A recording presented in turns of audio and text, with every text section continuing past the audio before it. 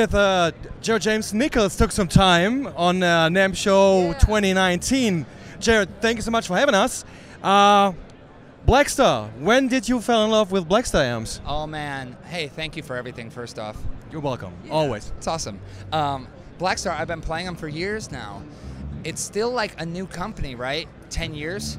I moved to Los Angeles like 7 years ago, and when I started my first band, like the trio, right?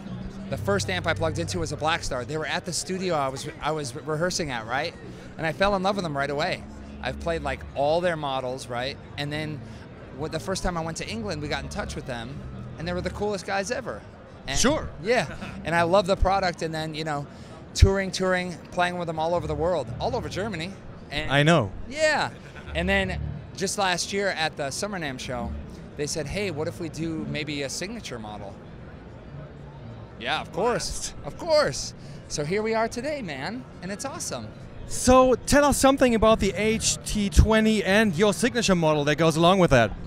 Yeah, the HT20, the line is super cool because what you're getting is an all-tube 20 watt, so it still has the kick and the power for the stage, but it's also great and versatile for recording. Even for at home, I use it and I jam on it at home.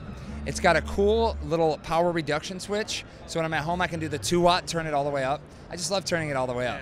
And like I said, it is real tone. It is not process, it's straight up, man, and I just love it. I'm blown away by the work they did.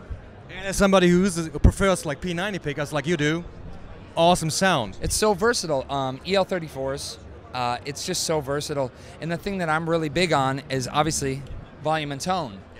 And this amp, I was so conscious that I wanted it to be so versatile and not just a one-trick pony, but that it reacts to your guitar.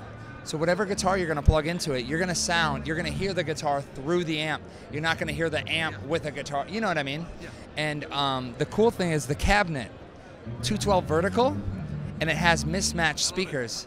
So it has Celestion V-Type, and it has the GT75. And with those two speakers, I didn't know that you could do that and make like, you know, 2 different speakers in the amp. But it's so cool because they were like, hey, we have this idea. And I plugged in. It sounds huge. And plus, I guess you can open them in the back, right? Yes, you can open the back up. So right now, I think the back is closed, right? But it gives you the ultimate thing. You can, if you prefer a closed back, or you pull it open, you get the open back sound. And then also, if you're at a gig or you're on tour like me, some clubs you play, you're right against the wall. Right. So I could open it up maybe, or if I'm playing a festival, I get a few of them, just turn them all the way up, open the backs, whatever. It's cool, man. Nice. It's versatile. It's definitely got its place in a lot of different positions, man. So if I look closer to both of these amps, this is like the standard line, right? And this is your signature model. Yeah. Is there any particular difference? I see the EQ is pretty much the same. Is there any special tweak to yours? Yes. So with the tweaking inside the amp, since I play with my fingers, right, and I have like a kind of aggressive blues rock style, they've actually taken the capacitors and they've like, I don't know the word because I'm not a scientist, but that's okay, me neither. Voiced it to my attack. Yeah. So when I play, I'll play in a minute, and it's very dynamic with the finger style. So like, you can almost hear like my thumb to my index. It's always about the fingers, dude. It's super cool, and we did that, and it was voiced differently. And then what's really cool is on the overdrive, instead of a normal overdrive, we called it the Blues Power Select. And what's funny about that is like, I was able to go in for every single channel, and we went through every channel, and I voiced them the way that I thought. Wow. You know what I mean? So like, on the first channel, we have our basic clean, right? And I said, okay, I want it to sound like this, but I want a little more breakup, you know? And then I went to like part 2. I'll run through it for you. And it was just cool because all of my dream sounds, like clean, dirty, and punch, they're my sounds. They're in there. I don't need any pedals now. I don't need an overdrive. I don't need fuzz. It's all right in the box. Sounds super cool. Let's listen to it. Let's do it. Let's do it. All right. So how do you want to do this? Should I just go through it? Yeah. This is SM57, man.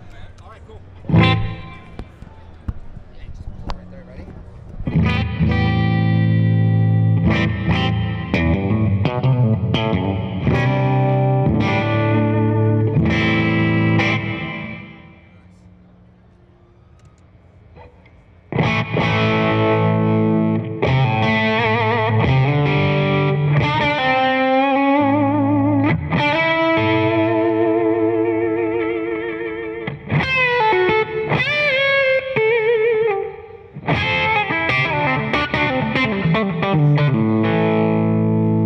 Bye.